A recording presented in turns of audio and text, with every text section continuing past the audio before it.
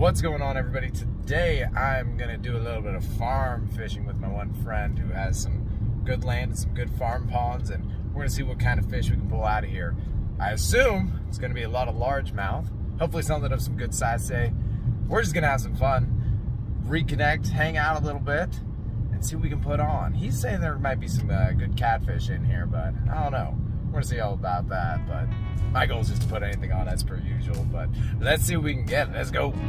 What's going on, everybody? So pretty much what I decided to do here is I decided to go ahead and voice over this whole thing because this is a fishing trip where I pretty much just got to hang out with my friend, and we just talked about stuff that probably really wouldn't fit well in this video. So I just decided I'm gonna go ahead and commentate over this whole dang thing. So what I did here with this very first one, I want to get to this one, is I saw this bass bed as soon as I walked up, and I figured I could just throw a little crayfish jig right on this guy's bass bed and pull out this nice little largemouth. So that's kind of the awesomeness of being able to fish these private bass ponds, is like they're just all over the place. Almost every cast we're pretty well just getting hits.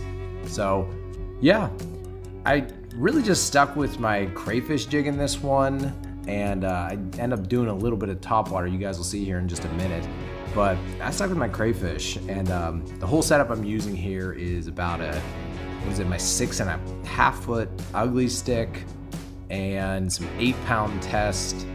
And oh, just so you guys know, I decided to speed this up a little bit because I know that bottom jigging this along for 2 minutes at a clip is probably not very watchable, and then we get a nice hit on as I get the wind in and immediately lose it. Yeah, so I wasn't that happy about losing that one because it was just the second one that I had on of the day, but I mean, it was all good. Turned out for a really good day, but like I was saying earlier, I'm just using some 8-pound monofilament. I think I just have a really cruddy old muddy reel on this one, to be honest with you. I think whatever. Oh, it is the one that came with the rod. Yeah, well, hey, sometimes you just use what you gotta use.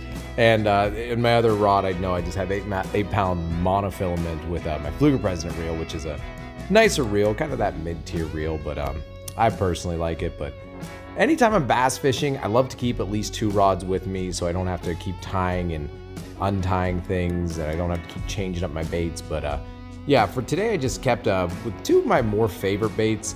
When it comes to bass fishing, I didn't run any spinners on this one, which I love fishing spinners, but with kind of the ease of fishing these private lakes, it didn't matter what time of day it was. It didn't matter really the weather or anything. I mean, it was sunny, only a little bit cloudy out, so these bass are just really gonna hit whatever. So I threw out a crayfish jig and played with some topwater, and I know if you're usually using topwater, you probably want to go for later in the evening or super early in the morning, but man, they were just turned out to be on a lot. And here we go with the topwater one. This one's nice because I'm running it right by these weeds right here, and oh, there's a nice zoom in.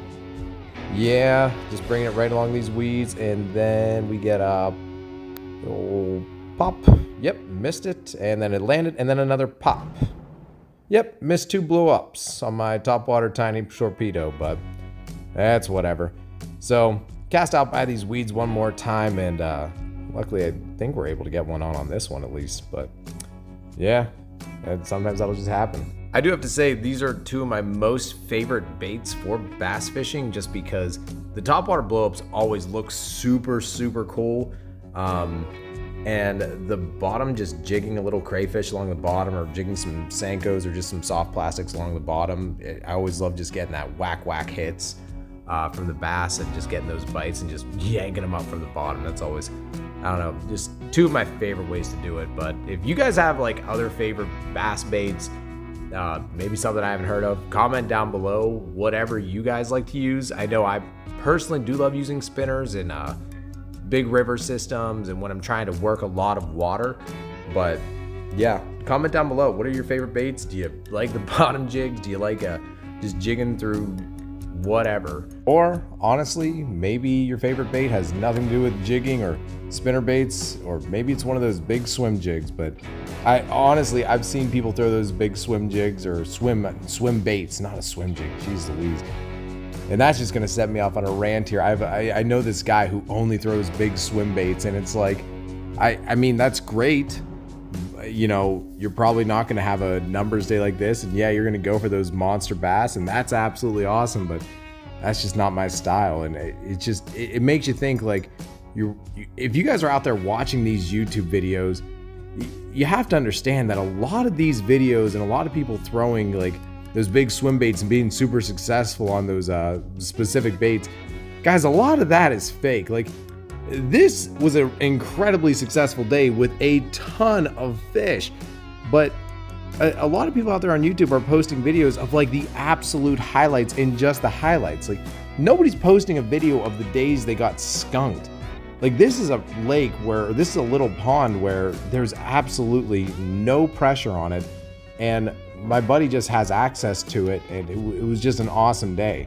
If you think you're gonna go out there to the bank and every time you go fishing, you're going to have a 20 fish day, it's probably not going to happen.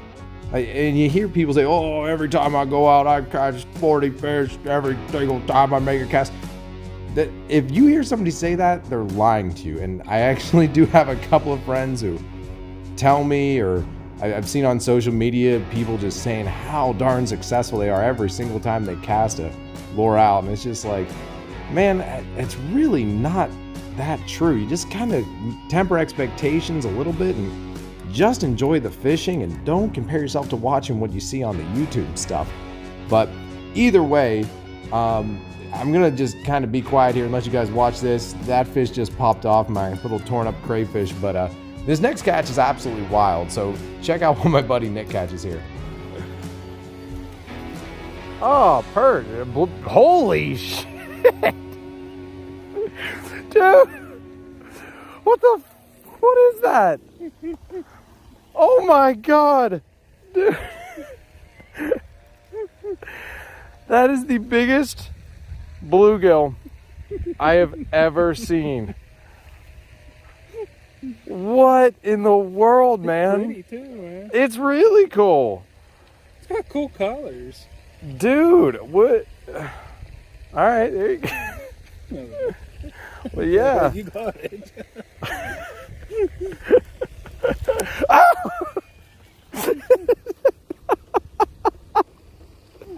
It hurt.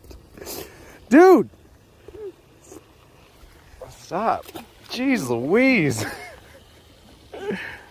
So yeah, that was one of the most ridiculous things that I've ever seen caught. And I don't know if that, first of all, I don't know if that bluegill was just feasting on the nitrates coming out of this, out of the side, you know, out of the drainage, out of these fields, or what that thing was feasting on. But that thing was absolutely ridiculous.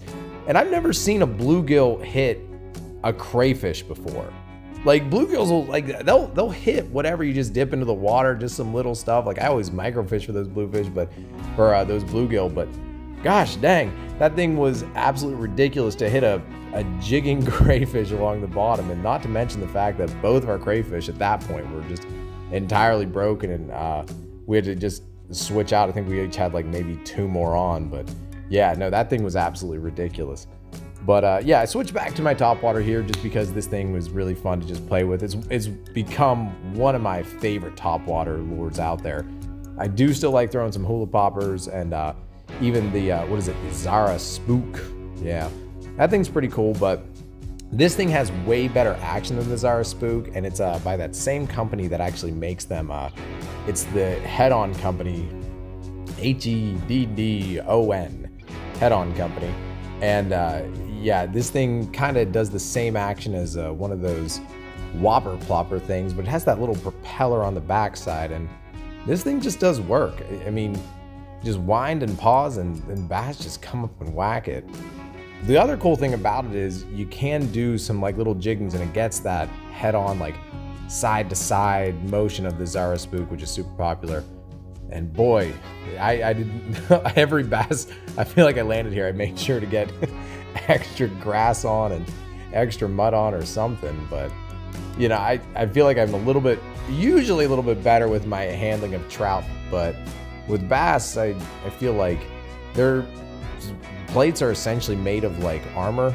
I feel like the Army is doing research on how to make their tanks stronger by using bass skin. But yeah, bass I feel like are almost indestructible. So I don't know, if you get mud or grass on them, they're pretty darn hardy. They're fine. I've seen people flop them all around before you grab them by their lips and all this. Now, this is another thing. If you grab a trout like this, I have seen so many people lip trout. Only bass should be lipped. If you're lipping a trout, it's one of the most disgusting things I've ever seen, because you're just breaking that thing's jaw. But yeah, bass, like, they're made for that. So I don't know. Anyway, I'm getting here towards the end of these bass here, and just toss here into these weeds and end this with a really good, nice little fish to end on. And y'all out there, keep tight lines, best of luck, and remember, even Jesus had a fishing story. Very cool, buddy. Thank you. See ya.